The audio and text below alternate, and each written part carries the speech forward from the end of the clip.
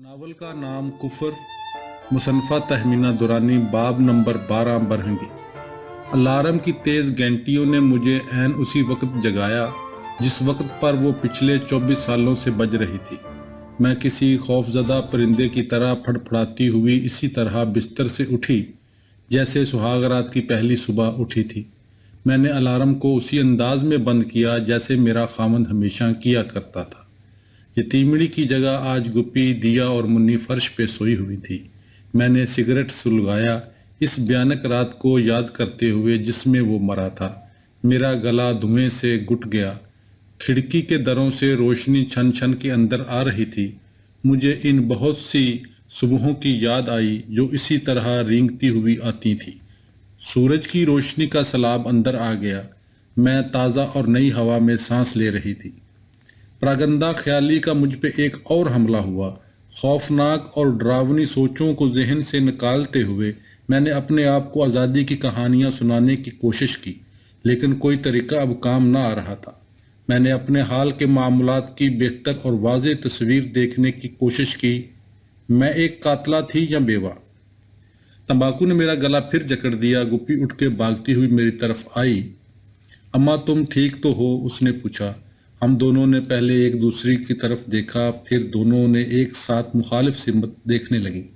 अपनी ज़िंदगियों में पहली दफ़ा इसके चुंगल से आज़ादी के आलम में हमें समझ नहीं आ रही थी हम एक दूसरे से क्या कहती। मैंने यतीमड़ी के बारे में इस्तफसार किया। वो तो ऐसे थी जैसे मेरे बाप की मौत सिर्फ उसी से बेइंसाफ़ी थी। जाहिर है आखिरकार उसकी हैसियत घर की एक और मुलाजमा की सी हो गई थी। गुप्पी मुझे राजा जी की दस्तारबंदी और अपने बाप की रस्म कुल की जुजियात के बारे में बता रही थी। दोनों रसूमात अगली सुबह अदा होने को थी, लेकिन मैं यतीमड़ी के मुतालिक ज़्यादा दिलचस्पी रखती थी। वो शख्स जिसने उसे मेरे बेटे के कत्ल के लिए इस्तेमाल किया था मर चुका था। मैं इसका यकीन कर लेना चाहती थी कि उसकी मौत के बाद उसके तमाम हकूक सल्ब हो चुके थे।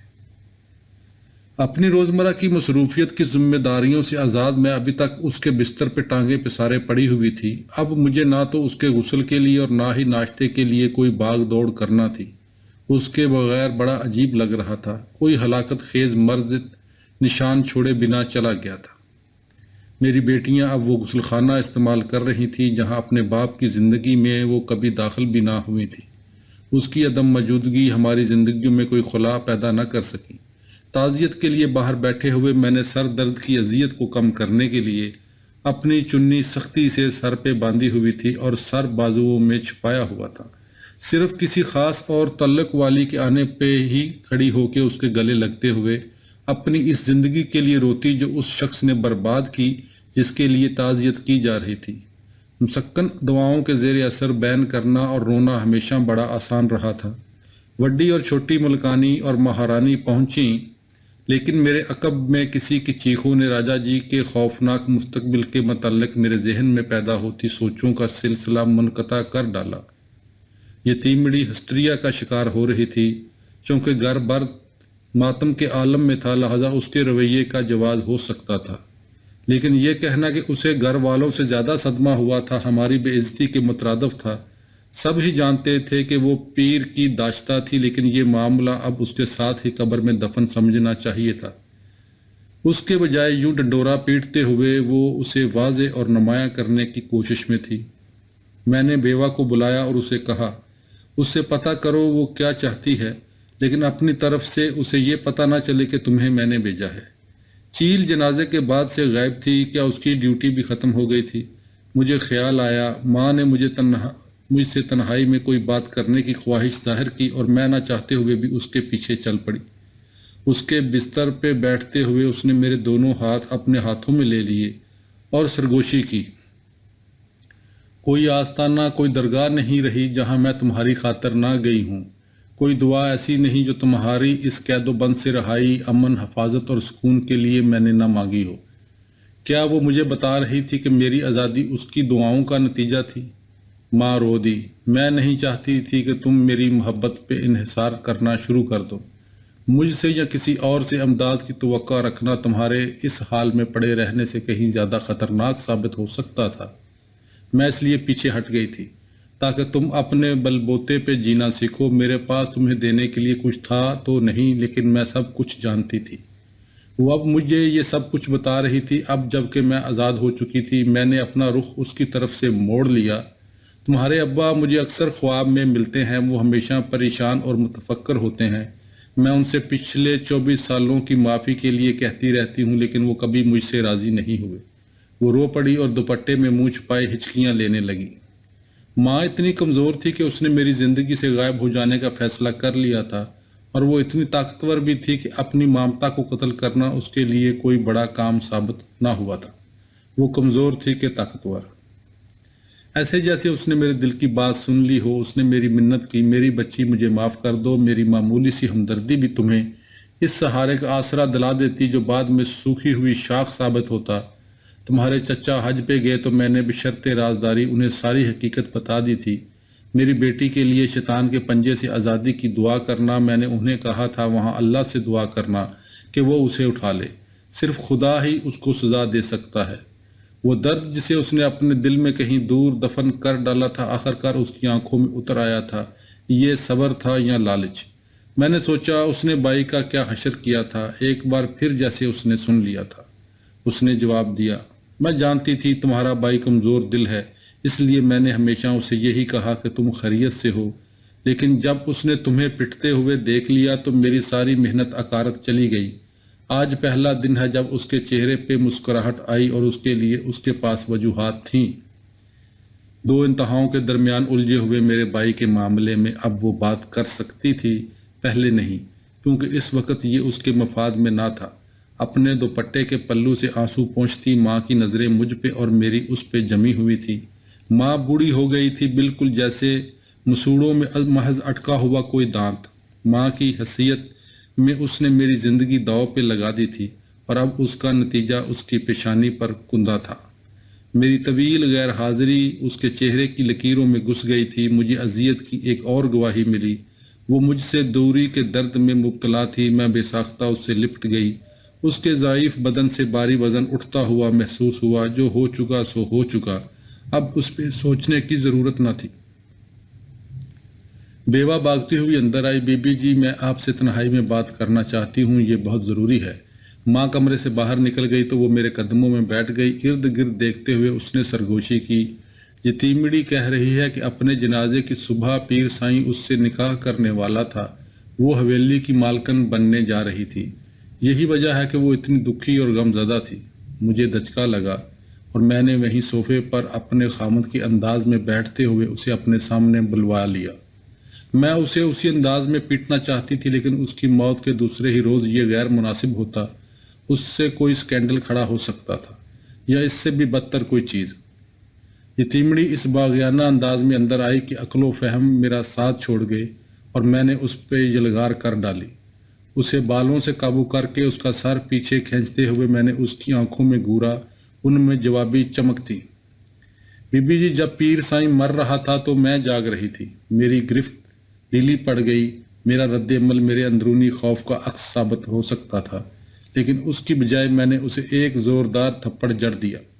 وہ چیخ مارتی ہوئی بھاگ نکلی۔ دروازے پہ ایک لمحے کے لیے رکتے ہوئے وہ بڑے مکارانہ انداز میں مسکرائی۔ میرے ہوش و حواس بحال ہونے میں جیسے ایک عمر بیت گئی۔ کیا وہ جانتی تھی اس نے کیا دیکھا تھا؟ میں نے ان لمحات کو یاد کرنے کی کوشش کی جنہیں میں ہمیشہ کے لیے بلا دینا چاہتی تھی۔ میں نے تو یہ سوچا تھا کہ لڑکی میرا گواہ ثابت ہوگی، چونکہ اسے کوئی خبر نہ ہوتی، لہٰذا وہ قدرتاً میری مددگار ہوتی۔ اس کے بجائے اب میری بدترین دشمن کے پاس میرا سب سے خطرناک راز تھا۔ پیر سائیں کے کل کے روز راجا جی کی دستار بندی متضاد اور الجھے ہوئے جذبات کا اکھاڑا ہو گئی۔ ایک نوعیت کے احساسات دوسری قسم کے جذبات کو مسترد کر رہے تھے۔ شیطان کی طرح اس جیسے پیر بھی مختلف شکلیں اور روپ بدلتے، بار بار اور ہمیشہ کے لیے ظاہر ہوتے رہے تھے۔ ایک مر جاتا تو دوسرا اس کی جگہ لے لیتا۔ میرے لیے تو یتیمڑی جو کچھ دیکھ چکی تھی اس کا خوف دونوں سے بڑھ کے تھا۔ اندر راجا جی کی دادی کی بہنیں، جن کے لیے ضعیفی کی وجہ سے کھڑا ہونا بھی مشکل تھا، جھکتے ہوئے نئے پیر پیر کے پاؤں چھو رہی تھی۔ نوکرانیاں اس کے سامنے فرش پہ بچھ جاتی۔ باہر ہر طرف شامیانے نصب ہو گئے اور ان کے درمیان ایک شاندار سٹیج تیار کر دیا گیا۔ دنیا جہاں سے مریض جس طریقے سے ہو سکا، جس طرح بن پڑی پہنچ کے صندوقچیاں اور خزانے بھر گئے۔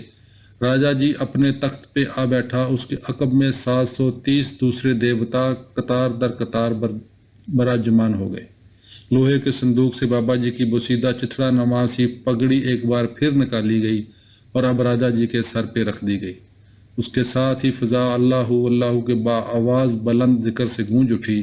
ایک اور پیر کی تاج پوشی ہو گئی، ایک اور دیوتا تلاش کر لیا گیا۔ لوگوں نے آہیں بری اور چلائے، اللہ کا شکر ادا کرو کہ اس نے اپنا شفقت بھرا ہاتھ ہمارے سروں پہ رکھا۔ اس کا شکر ادا کرو، اس نے ایک عظیم نقصان کو ایک عظیم انعام میں بدل دیا۔ وہ یقیناً اپنے چنے ہوئوں کے ذریعے ہم پہ اپنا فضل کرم جاری رکھ رہا ہے۔ اپنی پیشانی سے پسینے کے موتی صاف کرتے ہوئے مجھے 40 روز گزر گئے۔ اب چیل کی جگہ یتیمڑی مجھے ہر کونے سے ٹکٹکی باندھے گورتی دکھائی دیتی۔ اسے یاد کرتے ہوئے میں نے دائی سے پوچھا، چیل کہاں گئی؟ اس نے مزاحن کہا، مالک نے اسے ہمہ وقت نگرانی میں یوں مصروف رکھا تھا کہ اب وہ اپنی کھوئی ہوئی نیند کو پورا کر رہی ہے۔ راجا جی تو اپنے عقاب مقرر کرے گا۔ اس نے سنجیدگی سے بات پوری کی، وہ علیل ہے اور اسے آرام کی اشد ضرورت ہے۔ چیل اچانک میرے سامنے آ ظاہر ہوئی۔ میں نے اسے بڑی غور سے دیکھ رہی تھی۔ وہ میری طرف آتے آتے رک گئی۔ اس نے اپنا منہ کھولا جیسے کوئی بات کرنے لگی ہو، لیکن پھر وہ اچانک واپس لوٹ گئی۔ میری نگاہیں اس کی پشت پہ ٹکی رہیں۔ جب وہ مزار کے دروازے سے غائب ہو گئی تو میں نے سوچا، یا اللہ یہ کون ہے؟ یہ اتنی انوکھی، اتنی عجیب و غریب اور پر اسرار کیوں ہے؟ سخی بی بی اور وڈی ملکانی نے میری توجہ ہٹا دی اور وہ ایک بلا کے نزول کو ٹالنے میں کامیاب ہو گئی تھی۔ مہارانی کا نکاح اس کے ایک کزن سے کر دیا گیا تھا۔ میں نے سکون کی سانس لی کہ نکاح نے اس کے اور راجا جی کے درمیان فاصلہ قائم کر دیا تھا۔ میرا بیٹا غصے سے بھر گیا، لیکن اب وہ بے بس تھا۔ بے بسی کے عالم میں اس نے اپنے عیاش چچا والی حالت بنا لی۔ میں نے اسے اس کے حال پہ چھوڑنا بہتر سمجھا، اسی میں اس کی بہتری تھی۔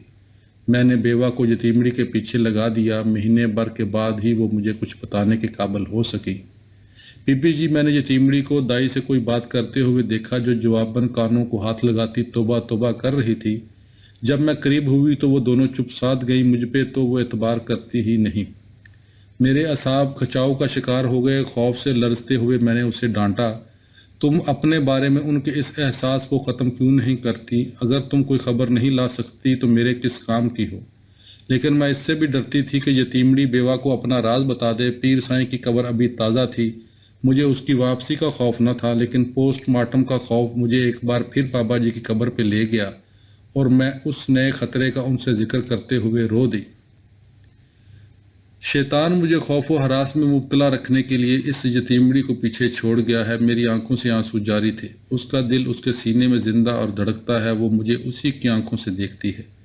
میرے بدن میں وہی سرد لہر دوڑ گئی۔ مجھے کسی کی ویسی ہی موجودگی محسوس ہوئی۔ میں نے سر اٹھایا تو وہاں کوئی موجود تھا، کسی دوسری دنیا سے، لیکن اپنوں ہی جیسا۔ تم کیا چاہتی ہو؟ ڈکی چھپی آواز میں پوچھا گیا۔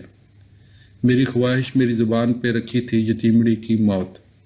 اس سے پیشتر کہ وہ غائب ہونے کے لیے مڑتا، میں نے تیزی سے پوچھا، تم کون ہو؟ اس کے بجائے جواب آیا، آئندہ مہینے کی 1 تاریخ کو کام کر دیا جائے گا۔ پھر وہ چل دیا، تھوڑا سا لنگڑاتے ہوئے۔ میں بار بار وہی سوال کر رہی تھی جس کا کوئی جواب نہ تھا۔ اس سے بھی بدتر یہ کہ میں ایک اور قتل کے وقوع پذیر ہونے کی متمنی اور منتظر تھی۔ اگرچہ میں بری طرح یہ چاہتی تھی پتہ چلے کہ یتیمڑی نے قتل کی رات کیا دیکھا تھا، لیکن اس کے ساتھ میری یہ خواہش بھی تھی کہ وہ یہ راز کسی کو نہ بتائے، نہ مجھے نہ کسی اور کو۔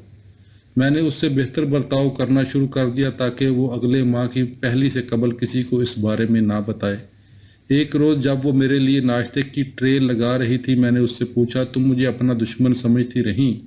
لیکن میرے پاس تو کوئی چارہ کار تھا ہی نہیں۔ ہم سب تو مالک کے حکم کے بندے تھے۔ یہاں جو کچھ بھی ہوتا تھا وہ اسی کی خاطر ہوتا تھا۔ ہم جب بھی تنہا ہوتی میں اس سے کوئی بھلی سی بات کر دیتی۔ پھر بہت جلد میری شفقت اور سرپرستی کو قبول کرتے ہوئے وہ میرے کاموں میں جان مارنے لگی۔ میرے سامنے فرش پہ چوکڑی مارے وہ اپنے آنچل میں منہ چھپائے رو پڑی۔ بی بی جی، ہم سب مالک کی خدمت میں تھے۔ جن چیزوں کا میں تصور بھی نہ کر سکتی تھی میرے ہاتھوں وجود میں آئیں۔ آپ کی طرح میرے سامنے بھی کوئی اور راستہ کہاں تھا؟ اگر آپ مجھے موقع دیں تو میں اپنی زندگی کی قیمت پہ آپ کی خدمت کروں گی۔ زور و قطار روتے ہوئے، چھچکیاں بھرتے ہوئے وہ میرے قدموں میں گر گئی۔ میں اسے گلے لگا لینا چاہتی تھی، لیکن پھر مجھے چھوٹا سائیں یاد آ گیا۔ وہ ناقابل اعتبار تھی۔ میں نے اسے اپنی طرف دیکھنے کو کہا، جو ہو چکا سو ہو چکا، ہمیں ماضی کو بھلا دینا ہے۔ اب ہمارے پاس چوائس بھی ہے اور موقع بھی۔ یتیمڑی روتے ہوئے بولی، بی بی جی، جس رات مالک فوت ہوئے مجھے بڑا بھیانک خواب آیا۔ سفید لبادے والا کسی شخص نے ململ کے کپڑے کے ساتھ ان کا گلا گونڈ ڈالا۔ مالک ہوا میں اٹھا اور دڑام سے بستر پہ آ گرا۔ اس کے کانوں سے خون نکل رہا تھا۔ میرا دل میرے سینے میں دک دک کر رہا تھا۔ میں نے اس سے پوچھا، آیا اس نے قاتل کا چہرہ دیکھا تھا؟ میں نے ایک عبا والے شخص کو کمرے سے نکلتے دیکھا۔ وہ کچھ اور کہتے ہوئے ہچکچا رہی تھی، اس تجسس سے کہ آخر وہ کون تھا۔ میں نے اسے بتانے کو کہا، وہ خاموش رہی۔ تم جانتی ہو وہ کون تھا؟ میں نے پھر پوچھا تو اس نے اس بات میں سر ہلایا۔ میں نے اصرار کیا، وہ کون تھا؟ وہ چیل تھی بی بی جی، اس نے کہا، اور میرا دل جیسے تھم گیا۔ چیل؟ ہاں بی بی جی۔ میں نے اسے لنگڑاتے ہوئے اندر آتے اور پھر مالک کے سرہانے کھڑے ہوتے دیکھا۔ چیل؟ کیا وہ چیل تھی؟ نہیں نہیں، یہ نہیں ہو سکتا۔ یتیمڑی فریب نظر کا شکار تھی، لیکن لنگڑا پن، عبا پوش لنگڑا تھا کوئی، کیا چیل لنگڑاتی تھی؟ جب آپ نے مجھے جگایا تو خواب سچ ہو چکا تھا، بھیانک سپنا سچ نکلا۔ مالک قتل ہو چکا تھا، اسے چیل نے ہلاک کیا تھا۔ اس نے غداری کی، مجھے اس کا پورا یقین ہے۔ میں قسم کھاتی ہوں وہ وہی تھی۔ یتیمڑی زور زور سے رو رہی تھی۔ ادھر میں اس انکشاف کے دھچکے سے نبرد آزما تھی۔ لرزتے ہوئے میں نے اسے یہ سب کچھ بلا دینے کو کہا۔ ماضی حال کو زہر آلود کر دے گا اور مستقبل ختم ہو کے رہ جائے گا۔ راجا جی تمہیں مالک کی حفاظت نہ کر سکنے کے جرم میں قتل کر ڈالے گا۔ قتل کے وقت خاموش رہنے کے قصور پہ وہ پھانسی کے پھندے پہ لٹکا دیں گے۔ تمہیں سازش کے شریک کار کی حیثیت میں موت کی سزا سنا دی جائے گی۔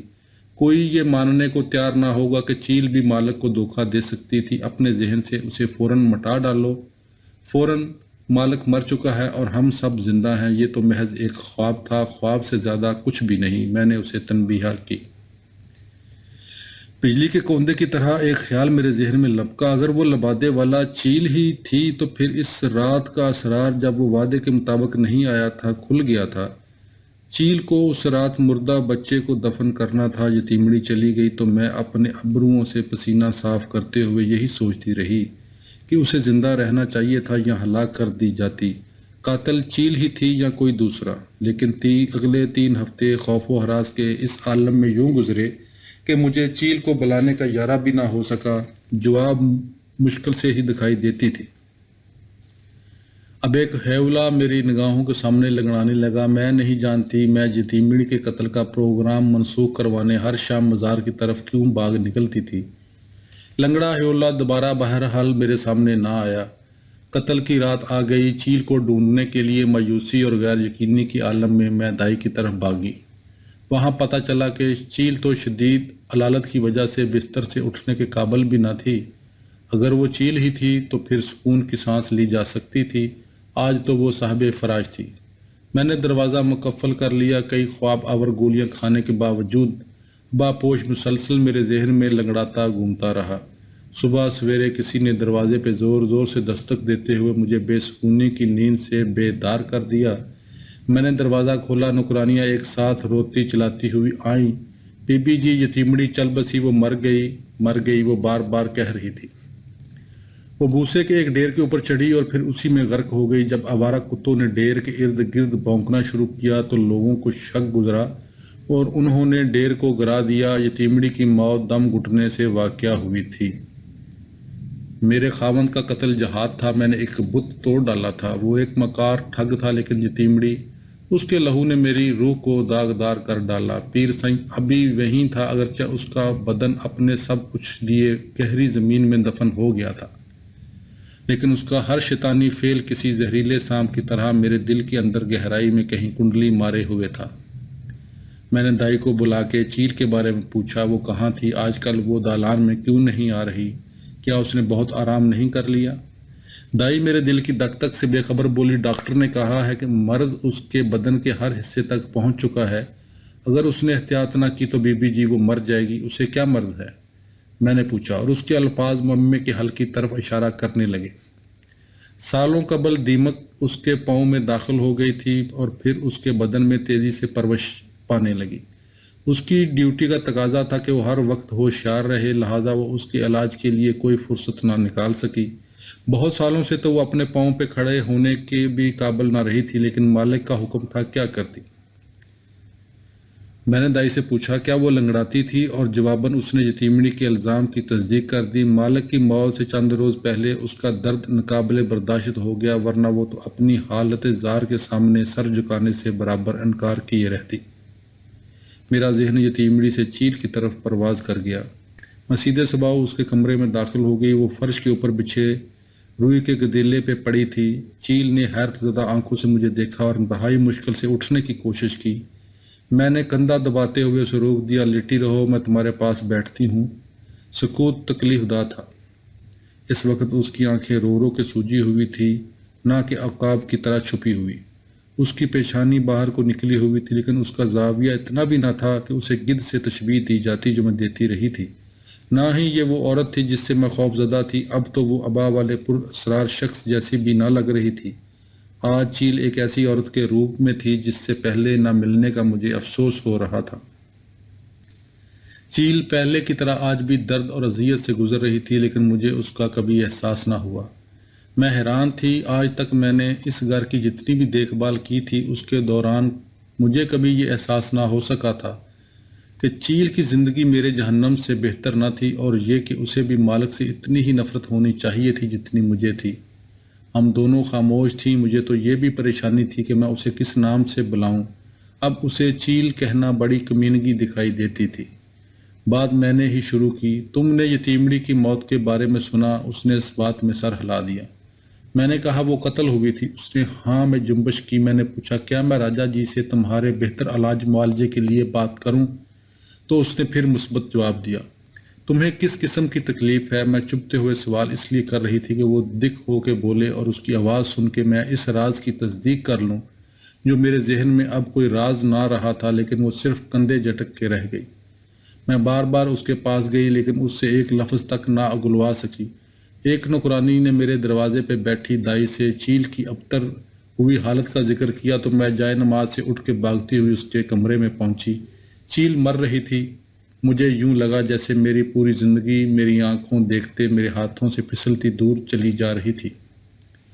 اس کا ہاتھ تھامے ہوئے میں نے اس سے التجا کی، اگر تم نے اب بھی مجھے اپنے متعلق نہ بتایا تو پھر میں کبھی بھی اسے جان نہ سکوں گی۔ خدا کے لیے بولو ورنہ بہت دیر ہو جائے گی۔ اس کے لب پھڑپھڑائے، وہ بول اٹھی۔ میں نے اس کی آواز سنی، چادر میں ڈھکی ہوئی ہی اسی ابا پوش کی آواز تھی۔ میرے پورے بدن میں سنسنی دوڑ گئی۔ جب سے میرے آباء و اجداد بابا جی کی میت پہاڑوں سے لائے میرے خاندان کے ہر مرد کو قتل کر دیا گیا۔ میرے دادا، میرے والد اور میرے سب ہی بھائی اپنے مقدس مشن کی بینٹ چڑھ گئے۔ یہی وجہ تھی میں مالک کی بیعت ہو گئی۔ زندگی برابر ایک لمبے عرصے کے دوران میں اس کا اعتماد حاصل کرنے میں کامیاب ہو گئی۔ مجھے یاد آیا توتی چیل کو محبت سے یاد کیا کرتی تھی، اسے یقیناً اس کے متعلق سب خبر ہوگی۔ دیمک اس کے بدن کے ہر عضو اور حصے کو چاٹ اور کھا رہی تھی، لیکن اس کے باوجود وہ کتنی بہادر، کتنی شجاع تھی۔ کوئی دوسرا مریض ایسا کبھی نہ ہو سکتا تھا۔ پیر کو اس کے مشن کے بارے میں کوئی خبر نہ ہو سکی، لیکن مجھے ابھی اور بہت کچھ جاننے کی ضرورت تھی۔ تم نے زندگی بھر اس کے لیے انتظار کیوں کیا؟ میری طرف دیکھتے ہوئے اس نے جان بوجھ کے اپنی آواز چادر میں چھپائی۔ اب کچھ کہنے کی ضرورت نہ تھی۔ اس کا یہ انداز بذات خود ہر چیز کو عیاں کیے دے رہا تھا۔ بی بی جی، اس پہلے آپ اس کے لیے تیار کہاں تھی؟ اب مجھے پوچھنے کی ضرورت نہ رہی تھی اور نہ ہی اسے کوئی جواب دینے کی۔ اس رات میں اپنے کمرے میں چیل کی موت کی اطلاع کی منتظر رہی اور وہ جلد ہی مجھے مل گئی۔ خدایا، وہ مظلوم روح عمر بھر میرے سامنے رہی، لیکن میں اسے پہچان نہ سکی۔ یہ کیسے ہوا میں اس کے دکھ درد کو نہ جان پائی؟ میں چیل کی المناک زندگی پہ اگر زیادہ نہیں تو اتنا ضرور روئی جتنا میں کالی اور یتیمڑی کی زندگیوں کو روئی تھی۔ میں اس کی عمر بھر کی کمائی پہ آنسو بہاتی رہی۔ میرے پاس آنسو بہاتی دو آنکھوں اور ایک پرسوز دل کے سوا اور کیا رکھا تھا، لیکن اس نے اپنا جیون اپنے بزرگوں کا مقدس مشن پورا کرنے میں جھونک دیا تھا۔ اس نے وہ جرت اور بے باکی دکھائی تھی جس کا مظاہرہ اس کے خاندان کا کوئی مرد بھی نہ کر سکا تھا۔ چیل کی زندگی اور اس کی موت کے باعث پیر سائیں اسے مزید نفرت کے عالم میں 6 ماہ اور بیت گئے۔ مجھے اچانک یہ احساس ہوا کہ احساس جرم تو ایک پھندا تھا، میرے زندہ رہنے بلا کے ہونے کے لیے لازم تھا کہ اس کی موت واقعہ ہو جاتی۔ شاور کے نیچے کھڑے میں نے نادیدہ غیبی طاقت سے رجوع کیا اور ہر اس ممکنہ راستے کے بارے میں سوچا جس سے میں اپنے خاوند کے بھیانک ورثے سے نجات پا سکتی تھی۔ بالآخر میرے سامنے ایک ہی راہ رہ گئی۔ اگر یہ ممکن ہوتا کہ میں مسجد کے لاؤڈ سپیکر پہ لوگوں کو بتا سکتی کہ پیاری میں ہی تھی تو مجھے وہ راستہ اختیار کرنے کی ضرورت نہ رہتی، لیکن اس دھماکے اور پلیدگی کے بارے میں ہلکا سا شک بھی راجا جی اور اس کے چچاؤں کے ہاتھوں قبل از وقت ہو جاتا۔ پیاری کے نام کا خفیف سا تذکرہ سننے سے پہلے ہی وہ مجھے موت کے گھاٹ اتار دیتے، لیکن انتقام کے بنا چین نہ تھا۔ پیاری کا نقاب اترے بنا کوئی تبدیلی آ نہیں سکتی تھی۔ میرے دل کے فیصلے پہ میرے دماغ نے مہر لگائی اور راستے کا انتخاب ہو گیا۔ دھند چھٹ گئی، میں نے آنکھیں بند کی تو کرب اور اذیت کے سال پیچھے رہ گئے۔ میرے دل نے نئی دھڑکنوں کو ترتیب دیا، نئے منصوبے وجود میں آئے، شفا یاب اور پرسکون میں نے وہ چست لباس زیب تن کر لیا جو میری کھال ہی کی طرح کا تھا۔ صحن میں کھڑے کھڑے میں نے زوردار حکم سنایا، تارا کو بلا بھیجا جائے۔ ایک شیرنی میری چوکور دنیا کے ڈگ برتے آئی۔ اس کا شاہانہ سر ایک سراہی دار خوبصورت گردن پہ تھا اور چوڑے چکلے شانے پتلی اور ستواں کمر پہ یوں جیسے ختم ہونے کو ہی نہ آئیں۔ کہانیوں کا کردار میرے سامنے کھڑا تھا۔ تارا میرے پاؤں چھونے کے لیے جھکی، لیکن اس کے انداز میں سختی تھی جو اس رسم کے خلاف اس کی ذہنی مزاحمت کی پیداوار تھی۔ میں نے اسے درزن کے طور پہ ملازم رکھ لیا اور ساتھ ہی اسے اپنے کمرے میں لے گئی، جہاں وہ سلور فش کی سی اپنی آنکھیں گھماتی ارد گرد دیکھتی رہی۔ میرا ناپ لیتے ہوئے بھی اس کی نگاہیں میرے بدن پہ نہ تھیں۔ میں نے اسے بیٹھنے کا اشارہ کیا تو وہ چونکڑی مارتی میرے قدموں میں بیٹھ تو گئی، لیکن آنکھیں بدصورت ادھر ادھر ہر طرف جھپکائے جا رہی تھی۔ میں نے ٹکٹکی باندھ کے ان میں جھانکا تاکہ ہمارا رابطہ قائم ہو۔ تم اور میں دکھوں کے ساتھی ہیں، میں نے اس سے کہا۔ ہم ایک جھوٹے اور شیطانی نظام کے قیدی ہیں۔ ہم ایک زہریلے کیکڑے کی گرفت میں ہیں۔ اس کے پنجے اسلام کی اصل طاقت کو اس لیے غضب کیے ہوئے ہیں تاکہ وہ ہمارا ہر ممکن طریقے سے ہر وقت استحصال جاری رکھ سکے۔ اس کی گرفت بڑھتی تو ضرور ہے، لیکن اتنی نہیں کہ شکار کا دم ہی نکٹ جائے۔ تارا کی آنکھوں میں ٹھہراؤ نہیں تھا، لیکن وہ سن رہی تھی۔ وہ ہمیں صرف اتنا اور اس لیے سانس لینے کی اجازت دیتے ہیں تاکہ اس دوران وہ ہمارے وجود پہ ہاتھ صاف کر سکیں، اور تم زندہ نکل آئی ہیں، اس لیے میں تم پہ اعتماد کر رہی ہوں۔ اچانک اس نے اپنی نگاہیں مجھ پہ مرکوز کر دی۔ کسی نے کبھی یوں اتنی گہرائی میں میری آنکھوں میں نہیں جھانکا تھا۔ مجھے بے چینی سی محسوس ہوئی۔ اس کی نگاہ تیکھی اور تیز تھی، لیکن اس کی آواز میں ٹھہراؤ اور دانش تھی۔ بی بی جی، بے انصافیوں کا انتقام لینے کا جذبہ اب میرا واحد سرمایہ ہے، لیکن ہم اشروں سے گڑے ہوئے اس نظام اور سوچ سے کیسے لڑیں گے؟ وہ ہمیں کافر قرار دیتے ہوئے کھونٹوں سے باندھ کے جلا ڈالیں گے۔ ان کا پروپوگنڈا بیڑ کی جڑوں کی طرح گہرا اور پر اثر ہے۔ ہمارے احتجاج کمزور اور ضعیف، جس کا آغاز بھی مشکل ہوگا۔ اس نے گہری سانس لی، جو انہی مجبوریوں اور کمزوریوں کا اظہار تھی، لیکن وہ بہرحال اپنے آپ کو میرے ساتھ وابستہ کر چکی تھی۔ میں آپ کے شانہ بشانہ ہر چیز کے لیے تیار ہوں، آپ مجھے جو چاہیں کرنے کو کہیں۔ سکون کی سانس لیتے ہوئے میں نے تارا کو اپنے مقصد کے بارے میں بتایا۔ درگاہ ہر قسم کے انسانی استحصال کا گڑھ بن چکی ہے۔ اگر اللہ کے نام کو کمزوروں اور غریبوں کے خلاف استعمال کیا جا سکتا ہے تو استحصال کے لیے موجودہ باقی بے شمار ذرائع کو استعمال کرنا تو بڑا معمولی اور آسان تر ہے۔ اگر ہم اس مزار کے خلاف جنگ کا آغاز کر سکے تو یہ سچائی کی خدمت ہوگی۔ بہت سی راتیں گزارنے کے بعد میں نے پچھلے گیٹ کا کنڈا کھولا اور پھر تیزی سے اپنے کمرے کی طرف لپکی تاکہ غسل خانے کا دروازہ کھول دوں۔ تارا ہیرو نمبر 1 کو لیے اندر داخل ہوئی۔ میری ابھی تک شیطان کے اڈے میں موجودگی اس کے لیے حیران کن تھی، اور اس وقت تو وہ خوف سے بے ہوش ہوتے ہوتے بچا جب میں نے اسے بتایا کہ میں پیاری نہیں ہوں، ہیر ہوں، پیر سائیں کی بیگم اور راجا جی کی ماں۔ جب ہم آخری بار ملے تو تمہارا پیر پہ اعتقاد ختم نہیں ہوا تھا، اب اسے ختم کر دو۔ ہیرو نمبر 1 لرزا اور کانپا تو ضرور، لیکن اس کے ذہن میں موجود تقدس کی کہانی کے چتھڑے اڑ گئے۔ جب وہ جا رہا تھا میرا دل یوں اڑ رہا تھا جیسے طوفانی ہوا کسی پر کو تھپیڑے لگا رہی ہو۔ حویلی سے باہر قدم رکھنے کی میری آرزو بھی شاید اتنی ہی زوردار تھی جتنی تقدس کے پردے میں چھپی ہوئی شیطانیت کو ننگا کرنے کی خواہشیں۔ تارا نے میری حوصلہ افزائی کی، بی بی خوف کے علاوہ ہمارے راستے میں کسی اور بلا کا کوئی وجود نہیں، اگر ہیرو اندر آ سکتے ہیں تو ہم بھی باہر جا سکتے ہیں۔ وہ کیسے؟ میں نے غیر یقینی کے عالم میں اپنی دوست سے پوچھا۔ رات کو معمول کے مطابق خوابگاہ میں آؤ اور دروازے کو مقفل کر دو، کسی کو یہ توقع نہیں کہ آپ کبھی عقبی دروازہ استعمال کریں گی، اس لیے کون پرواہ کرے گا؟ میں آپ کو برقع پہنا کے لے جاؤں گی، آپ جہاں بھی چاہو گی، ہم 1-2 گھنٹے کے لیے ہو آئیں گی، اس نے مشورہ دیا۔ میرا ذہن اس تجویز کے لیے پرجوش تھا، لیکن دل ہی دل میں ڈر رہی تھی۔ تارا فہرست بنا رہی تھی اور میں عجیب سی دعا میں مصروف تھی۔ یا اللہ، میرے اچھے کردار کا کس کو فائدہ ہوگا؟ میرا وجود بے معنی ہے، مجھے ایک گناہ کر لینے دو، مجھے اپنے وجود کو استعمال کر کے اس برائی کو بے نقاب کر لینے دے جسے یہ مزار، یہ درگاہ، یہ آستانہ تیرے پاک نام کی آڑ میں چھپائے ہوئے تھا۔ مجھے وہ راستہ اختیار کرنے کی اجازت دے دے جو مجھے بے شک تباہ کر دے، لیکن ان گمراہ کن ظالمانہ بدعتوں اور عقائد کا خاتمہ کر دے جو تیرے دشمنوں نے تیرے پیغام کو مسخ کرنے کے لیے اس میں شامل کر دیے ہیں۔ ہر شے سے ڈرتے ہوئے اور ہر شے سے اسی وقت بے خوف دک دک کرتے دل کے ساتھ میں نے اپنے بدن پہ غازہ اور پاؤڈر ملا اور مدہوش کن پرفیوم کا چھڑکاؤ کیا۔ پھسلتے ہوئے چست کپڑے پہننے کے بعد میں نے برقع اوڑھا اور تارا کے پیچھے چل دی۔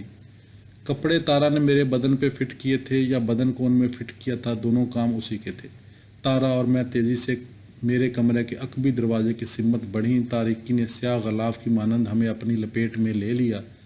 باہر کی ٹھنڈ کو میرے اندر کی گرمی اور بڑھتے ہوئے جوش و خروش نے ہلکا کر دیا، لیکن میں جس جگہ سے بھی گزرتی وہ پرفیوم کی خوشبو کے گھیرے میں آ جاتی۔ ادھر میری جوتی کی اونچی ایڑی ٹک ٹک بجا رہی تھی۔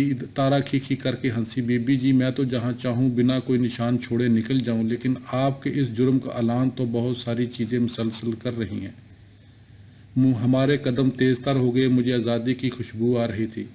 اس سال سرما بڑا شدید تھا اور لوگ اس سے بچنے کے لیے گھروں میں یوں چھپے ہوئے تھے جیسے بچے بلاؤں سے چھپتے ہیں۔ عورتیں سرد ہواؤں سے بچنے کے لیے اسی طرح ہاتھ پاؤں سمیٹے گٹھڑیاں بنی ہوئی تھیں جیسے وہ مردوں کی دست و برد سے بچنے کے لیے کیا کرتی ہیں۔ مردوں کے پاس تو جو کچھ بھی تھا وہ انہوں نے پہن یا لپیٹ لیا، انہیں باہر کی کوئی اطلاع ملتی بھی تو وہ اسے نظر انداز کر دیتے۔ میں نے نقاب الٹ کے آخرکار اپنے زنداں سے باہر گرد و نواح کی چیزوں کا جائزہ لینا شروع کر دیا۔ بنجر قطعوں سے گزرتے ہوئے جہاں اکا دکا ہی درخت تھے، میں اپنے سفر کے مقصد کو جیسے بھول ہی گئی۔ ہم بائیں طرف کو مڑ گئیں جو پہلے سے کہیں زیادہ بنجر اور ویران تھا۔ پھر مجھے جھونپڑیوں کا ایک بدا سا مجموعہ دکھائی دیا۔ یہ حویلی سے باہر ہر چیز اسی طرح مفلوق الحال دکھائی دے رہی تھی جیسے میں اندر سے تھی۔ ہم ایک چھوٹے سے گھر کے پاس پہنچے۔ تارا نے پاؤں کی ٹھوکر سے دروازہ کھولا۔ اندر کرسیوں پہ بیٹھے 2 آدمی اچھل ہی پڑے۔ تارا انہیں میرے متعلق بتا چکی تھی۔ برقع اترا تو مرد حیرت اور خوف سے گرتے گرتے بچے۔ چھوٹے کسان راجا جی کو نگاہ بھر دیکھنے کی جرت کے روادار نہ تھے، چاہے جا کے اس کی ماں سے بے تکلف ہوتے۔ ماضی کا خوف و ہراس ایک بار پھر میرے اندر عود آیا، لیکن شراب کے ایک جام نے سب کچھ ہموار کر ڈالا۔ وہ مجھے بی بی سائیں کے لقب سے مخاطب کر رہے تھے اور انہوں نے میرا راز رکھنے کا عہد کیا تھا۔ میرے رخصت لینے تک ہم آپس میں میرے آن جہانی شوہر کے دوستوں کی طرح باتیں کر رہے تھے۔ مزار کی کہانی کے چتھڑے اڑا دیے گئے تھے۔ اس کے بعد اس کے پرخچے ہر اس ہیرو کے گھر کی دہلیز پہ اڑے جو شہر کی ایک طوائف پیاری کے نام پہ مجھ سے ہم بستر ہو چکا تھا۔ اب جانتا تھا کہ پیاری پیر سائیں کی بیوی ہیر تھی جو آج پھر اس کے بستر میں تھی۔ یہی وہ لوگ تھے جن کی پوجا نے پیر کو دیوتا کا رتبہ دے رکھا تھا۔ جب میں اپنے آپ کو طوائف کے روپ میں پیش کرتی تو لوگوں کا دھیان بے ساختہ میرے دلال کی طرف چلا جاتا۔ سچائی اور حقائق کو ثابت کرنے کا واحد راستہ یہی تھا۔ اسے اللہ کے پاک ناموں والی چادر کے اندر سے کھینچ کے باہر پھینکا جاتا۔ اس کا واحد طریقہ یہی تھا کہ میں خود اریاں ہو جاتی۔ ہر بے حرمتی کے بعد میں اپنے خاوند کی قبر پہ کھڑی ہو جاتی اور اس پہ تھوکتی۔ جگیردار تک یہ سرگوشیاں پہنچی تو اسے اپنے کانوں پہ اعتبار نہ آیا۔ یہ تو بالکل ناممکن ہے، میں اس دغا باز سے خود ملنا چاہوں گا۔ اسے یہ کلمہ کفر بکنے کی قیمت ادا کرنا ہوگی۔ وہ پھنکارا۔ تارا کا خیال تھا کہ اس سے دور ہی رہے، لیکن میری اس پردے کو تار تار کر دینے کی خواہش، جس نے پیر کی زندگی میں یہ سب کچھ جگیردار اور دوسرے لوگوں سے چھپائے رکھا تھا، اس کے مشورے پہ غالب آ گئی۔ اپنے خاوند کی خوشبو اپنے بدن پہ چھڑکتے ہوئے میں نے اپنی رازداں کو کہا، اس دفعہ میں وہ طوائف پیاری نہیں بلکہ ہیر ہوں گی۔ بیگم پیر سائیں اور پیاری دونوں کی شناخت اب ایک ہو جائے گی۔ میں برقع اتار رہی تھی جب موٹا کمرے میں داخل ہوا۔ یادوں سے لرزتے ہوئے میں نے اپنے آپ کو سنبھالا دیا اور پوچھا، سائیں میں آپ کو یاد ہوں؟ اس وقت پیر سائیں میرے کارساز تھے، اب میں خود ہی ہوں۔ سور کو وار عین سینے پہ لگا تھا، بل کھائی ہوئی مونچھوں کے نیچے اس کا گائے کی طرح لٹکا ہوا منہ کھلے کا کھلا رہ گیا اور آنکھیں پتھرا گئی۔ میں نے شراب کے جام کے لیے کہا تو بت جرجری لیتے ہوئے ہوش میں آیا اور اب بوتل انڈیلنے لگا۔ پھر اس نے اچانک کہکا لگایا، اب سمجھ آئی تو یہ تم تھی، شہر کی عورت۔ پھر وہ سنجیدہ ہو گیا، تم یہ کیوں کہہ رہی ہو کہ تم مالک کی بیوی ہو؟ اس جرم پہ تو تمہیں قتل کر دیا جائے گا۔ میں نے اس سے بلند آواز میں کہکہا لگایا۔ تارا کے سکھلائے ہوئے طریقے کے مطابق اپنی آنکھیں گھماتے ہوئے میں نے کہا، سائیں میں نے 24 سال پیر سائیں کے بستر میں گزارے ہیں۔ وہ غصے سے لال ہو گیا، دوبارہ کہو اور تمہیں گلی میں پھانسی دے دی جائے گی۔ میں نے اللہ کی قسم اٹھائی، میں راجا جی کی ماں ہوں، اپنی عورتوں کو بلاؤ، اس کی تصدیق کریں گی۔ اس کے پھولے ہوئے گال تھر تھرائے، کسی نوکرانی کو بلا کے میری شناخت کروا لو، لیکن وہ کوئی وفادار قسم کی ہو، ورنہ میرے بیٹے کو خبر ہو گئی تو وہ تمہارے ٹکڑے کروا ڈالے گا۔ میں نے مشورہ دیا۔ میٹھی سی مسکراہٹ کے ساتھ میں چہکی، سائیں میری طرح تم بھی کسی ایسے اسکینڈل کو برداشت نہ کر سکو گے جو میرے برقعے کی تہوں سے کسی بلا کی طرح نکل آیا۔ اس نے ایک کے بعد دوسرا جام چڑھایا اور پھر اچانک کمرے سے بھاگ نکلا۔ فکر مند تارا نے مجھے خبردار کیا، گھبراؤ مت۔ میں نے اسے تسلی دیتے ہوئے کہا، ہر عظیم مقصد کی راہ میں رکاوٹیں آتی ہی ہیں، اگر مستقبل سے بھاگو گی تو ماضی میں جا گرو گی۔ تارا سمجھدار تھی، وہ میرے لیے طوطی اور کالی کی طرح تھی، بلکہ چیل اور یتیمڑی بھی ہم جیسی ہی تھی۔ میرا شکار ایک بوڑھی ملازمہ کے ساتھ واپس آیا۔ تم اس عورت کو جانتی ہو؟ اس نے بلند آواز سے پوچھا، جبکہ وہ آنکھیں جھپکتی مجھے دیکھے جا رہی تھی۔ چست قمیض میرے بدن کو چھپانے کے کام کی چیز نہ تھی۔ میرے ایک ہاتھ میں سلگتا ہوا سگریٹ اور دوسرے میں وسکی کا گلاس تھا جس میں پڑے ہوئے برف کے ٹکڑے آپس میں ٹکرا رہے تھے۔ اس کا ہاتھ اس کے منہ پہ چلا گیا اور آنکھیں حیرت سے ابل آئیں۔ وہ میرے پاؤں پہ گر گئی۔ بی بی جی پیرزادی۔ میں نے اسے بازو سے پکڑ کے اوپر اٹھایا اور اپنی انگلی سے اس پہ نشان لیتے ہوئے کہا، اگر تم نے کسی کو بتایا میں یہاں آئی تھی تو میں تمہارے آنے والی نسلوں کو بھی برباد کر ڈالوں گی۔ گپی کی بیٹری والی گڑیا کی طرح سر ہلاتے ہوئے اس نے قسم اٹھائی، بی بی جی میں اپنے پیر کی عزت کو اپنی گندی زبان پہ کیسے لا سکتی ہوں؟ کوئی مسکنڑی اللہ کے پیاروں کے بارے میں بھلا بات کر سکتی ہے؟ موٹے جاگیردار نے اسے باہر جانے کو کہا اور لڑکھڑاتا ہوا کرسی پہ گر گیا۔ اس نے اپنی آواز سرگوشی میں بدل ڈالی، کیا تم واقعہ پیر سائیں کی بیگم ہو؟ کیا تم شہر والی پیاری نہیں ہو؟ میرے برقعے نے جو کچھ چھپایا تھا آج اس پہ عیاں ہو گیا۔ یہ بھی کافی ہوتا اور میں وہاں سے چلی آتی، لیکن ابھی مجھے اس سے وہ کام بھی کروانا تھا جسے وہ کفر، بے ادبی اور بے حرمتی کا نام دیتا رہا تھا۔ اب جب تمہیں پتہ چل گیا کہ میں اس کی بیوی ہوں تو کیا تمہاری میرے بارے میں سوچ بدل گئی ہے؟ اگر یہ تعلق پیر سائیں کی زندگی میں جائز تھا تو اب اسے کون ناجائز قرار دے سکتا ہے؟ میرے آن جہانی خاوند کا دوست اس وقت تک میری اصل شناخت کو قبول نہ کر سکا تھا۔ جب تک وہ نشے میں دھت ہو کے سب کچھ بھول بلا نہیں گیا، کام ختم ہوا اور میں لوٹ آئی۔ ایک رات میں اور تارا مکئی کے کھیتوں سے گزرتی ایک پٹھان کو ملنے گئی جو اسمگل شدہ پارچہ جات، چرس اور ہیروئن کا کاروبار کرتا تھا۔ میں تھکی ٹوٹی اور بے دم حالت میں ایک کھیت میں چھپی ہوئی تھی۔ میری دوست پاس کھڑی دیکھ بھال کے مینار کا کام کر رہی تھی۔ میں دنیا کو صرف رات کو ہی دیکھ سکتی تھی۔ ایسا کیوں ہے؟ وہ وقت کب آئے گا جب میں اسے دن کی روشنی میں دیکھوں گی؟ لیکن میں بے تاب تھی۔ میرے موڈ سے اکتائی ہوئی تارا نے مجھے یاد دلایا، اگر آپ کی کاروائیاں مزے لینے کے لیے نہیں ہیں تو پھر دن اور رات کے بارے میں فکر اور اندیشوں کی کیا ضرورت ہے؟ اگر کسی بھوت سے بدلہ لینا ہو تو یہ تو صرف رات کو ہی ممکن ہو سکتا ہے۔ اگر آپ کے ارادے بدل گئے ہیں تو مجھے بھی بتا دیں، میں تو وہی کروں گی جو آپ کہو گی۔ لیکن میری یہ تمنا کہ میں دور حد نگاہ تک دے سکوں انتقام کے جذبے سے کہیں طاقتور تھی۔ تارا مجھے سمجھانے کی کوشش ترک کرتے ہوئے میرے پاس آ بیٹھی۔ اس کی آنکھوں میں آنسو دیکھتے ہوئے میں نے پوچھا، یہ کیسا درد ہے جو ایک پتھر کو بھی رونے پہ مجبور کر دیتا ہے؟ اس کی انا نے راہ دی تھی۔ سپر ڈالتے ہوئے وہ تڑ مڑ کاغذ کی طرح اکٹھی ہو گئی۔ اپنا چہرہ مجھ سے پرے کرتے ہوئے اس نے اپنی آہوں کو روکنے کی کوشش کی۔ بی بی جی، آپ نے میرے متعلق جو کچھ سنا یہ کہانی اس سے بہت پہلے کی ہے، اس نے کہا۔ ادھر میرے دل میں یہ ایک کان جاگا کہ ہم دونوں ایک ہی بوت سے انتقام لے رہی تھی۔ میں نے اصرار کیا کہ وہ اپنی کہانی سنائے۔ کچھ کہنے سے پہلے وہ زار و قطار روتی رہی، پھر جب سنبھلی تو اس نے اپنے دل کی بلاؤں کے بارے میں بتانا شروع کیا۔ میں 6 سال کی عمر میں ہی یتیم ہو گئی تھی۔ وہ مسلسل رو رہی تھی۔ میرا دنیا میں کوئی نہ تھا، کوئی مجھے درگاہ پہ چھوڑ گیا، کوئی دوسرا مجھے حویلی میں لے آیا۔ پیر سائی نے میرا بازو پکڑا اور مجھے حجرے میں لے گیا۔ مجھے اس کی کھوئی کھوئی ان آنکھوں کی یاد آئی جو میرے کمرے کی کہانی کو تازہ کر رہی تھی۔ میں نے تارا کے منہ پہ ہاتھ رکھ دیا۔ اس کے آگے میں سب کچھ جانتی تھی، مجھے ایک اور ویسی ہی کہانی نہیں سننا تھی۔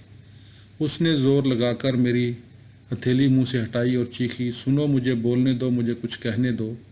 تمہارے خامد نے مجھے تھپڑ مارا، میں چلائی، اس نے کوئی چیتڑا میرے منہ میں پھنسا کے مجھے فرش پہ گرا دیا۔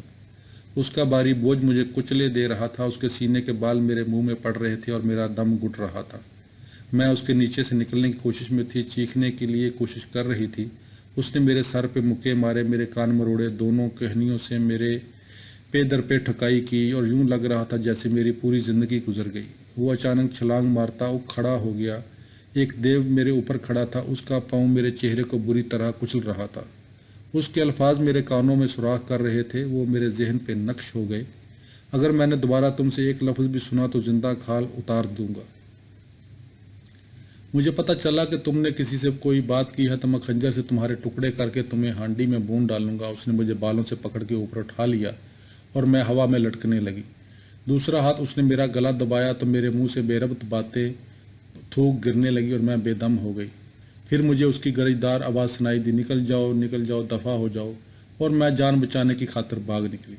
کسی بوڑھے مزدور نے مجھے جاڑیوں میں چھپے ہوئے دیکھ لیا اور وہ مجھے اپنی بیوی کے پاس اپنے گھر لے آیا۔ میں اتنی خوف زدہ تھی کہ میری زبان بند ہو گئی۔ میں بہت سالوں تک یوں ہی رہی، حتیٰ کہ مجھے ایک مرد ملا جسے ملتے ہی میں نے کہہ دیا، مجھے تم سے محبت ہے۔ میرا دل پیر کے خلاف مزید نفرت سے بھر گیا۔ میں نے اس سے پوچھا، تم تو اتنی خوبصورت اور حسین عورت بن گئے، پیر تمہارے پیچھے کیوں نہ پڑا؟ اس نے کندھے جھٹکتے ہوئے کہا، میرا خیال ہے اس کی پہلی ناکامی اس کا سبب بنی، میں ناکامی کا نشان جو بن گئی تھی۔ تارا اور میں ایک دوسرے سے بغل گیر ہو کے اس وقت تک روتی رہیں جب تک ہمارے آنسو خشک نہ ہو گئے۔ پھر ہم خاموشی کے ساتھ دل ہی دل میں آستانے کو تباہ کرنے کے عہد پیمان کو تازہ کرنے پٹھان کے گھر کی طرف روانہ ہو گئی۔ پٹھان بڑی تیز اور کارآمد دکھائی دیتی رائفل سے یوں مسلح تھا جیسے میں اپنا پرس اٹھائے ہوئے تھی۔ میں نے بچنے کے لیے اسے بڑی نایاب چیزیں دکھائیں۔ قیمت طے کرنے کے لیے وہ سودا بازی پہ اتر آیا۔ میں نے اسے پیر سائی کی ویڈیو فلموں کی کاپیاں بیچی تھیں۔ وہ سچائی کو ایسی تیزی سے پھیلا دیتی جیسے جراثیم کسی مہلک بیماری کو پھیلاتے ہیں۔ اس رات یوں ہی تارا اور میں عقبی دروازے سے حویلی میں داخل ہوئیں، کسی عورت کی درد سے آتی چیخ و پکار نے فضا کو چاک کر ڈالا۔ جاننے بچانے کے لیے ہم دونوں خوابگاہ کی طرف لپکی، باقی سب لوگ صحن کی طرف بھاگ رہے تھے۔ سب ہی چلا رہے تھے، یہ کون ہے، یہ کون اتنے درد کے ساتھ چلا رہی ہے۔ تارا اور میں پردہ دیوار کی طرف یلغار کرتے ہجوم میں شامل ہو گئیں۔ چیخیں اور قریب اور مزید خوفناک ہوتی گئیں۔ اگرچہ وہ زمین کا کلیجہ پھاڑ دے رہی تھی، لیکن پھر بھی نہ جانے کیوں یوں لگ رہا تھا جیسے وہ ابھی بھی دکھ اور صدمے کا پورا اظہار کرنے سے قاصر تھی۔ تمام نگاہیں اینٹوں سے بنی دیوار پہ اٹکی تھی۔ اس کے عقب سے زمین پہ گھسٹتے ہوئے بیوہ ظاہر ہوئی، اس کے گھٹنوں سے خون رس رہا تھا۔ ہمیں دیکھتے ہی اس نے اپنے بال نوچ ڈالے اور چھاتی پیٹتے ہوئے پوری آواز سے چلا اٹھی۔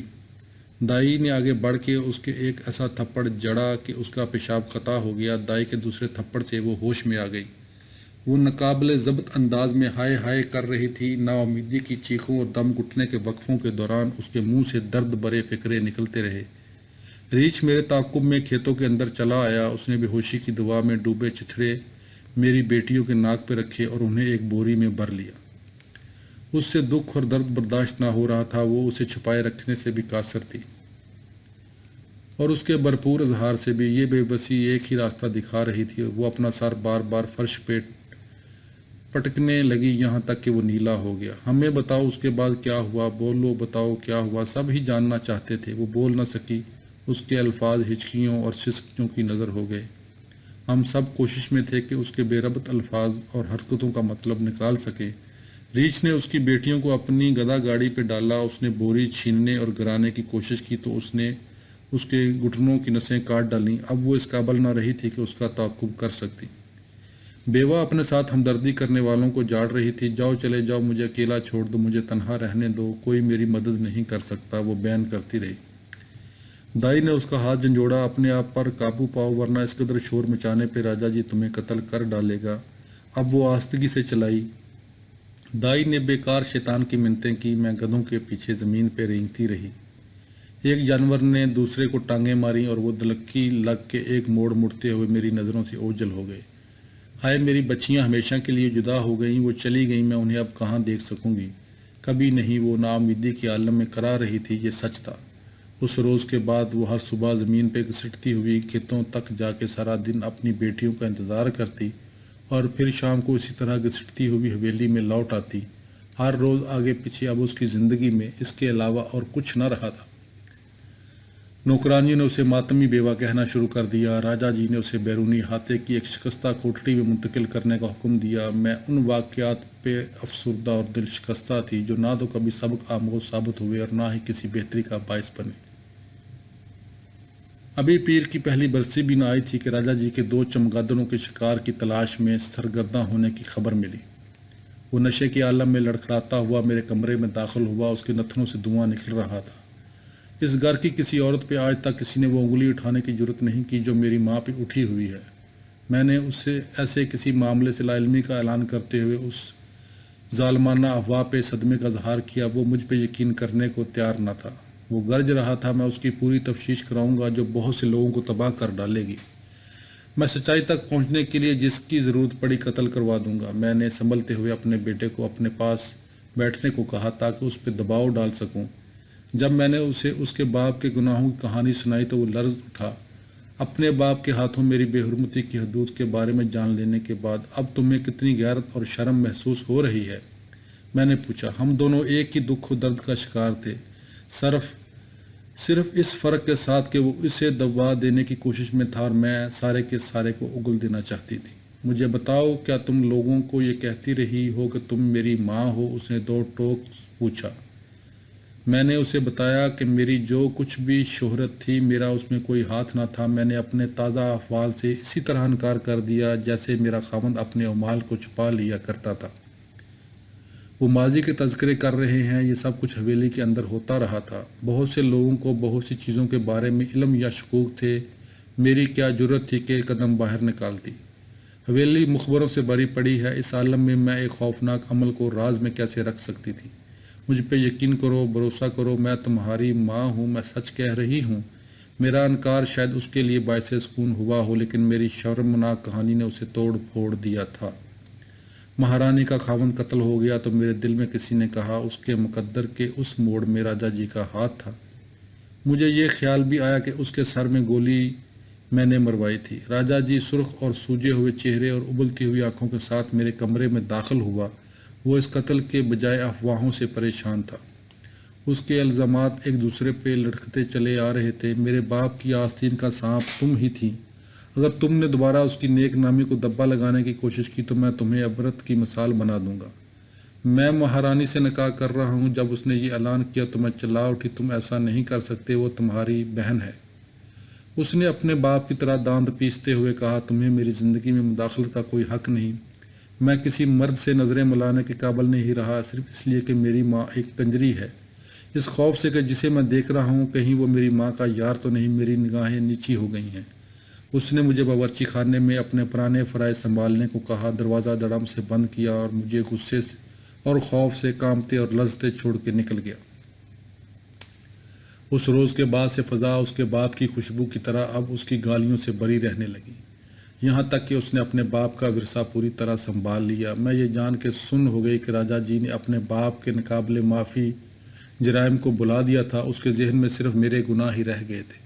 اس نے میرے ساتھ کسی بدنام نوکرانی کی طرح کا سلوک روا رکھنا شروع کر دیا۔ میں خوفزدہ تھی کہ اگر وہ مجھے سرعام گالیاں دے سکتا تھا تو اس کے لیے مجھے کھجی کی چھڑیوں سے مارنا بھی عین ممکن تھا۔ اس کا غیظ و غضب اس گہرے زخم کے باعث تھا جو کبھی منجمل نہ ہوا۔ مسجد کے لاؤڈ سپیکر میں میرے خاوند کی پہلی برسی پہ اس کی تعریف و توصیف کرتے ہوئے اس کی کرامتوں کے تذکروں کو اچھال رہے تھے۔ یہ میری برداشت سے باہر تھا کہ میں اس کے سکون اور آرام کے لیے دعاؤں میں شامل ہوتی، لہٰذا علالت کا اعلان کر کے میں نے خوابگاہ کا دروازہ بند کیا اور سکون آور گولیاں کھا کے گہری نیند سو گئی۔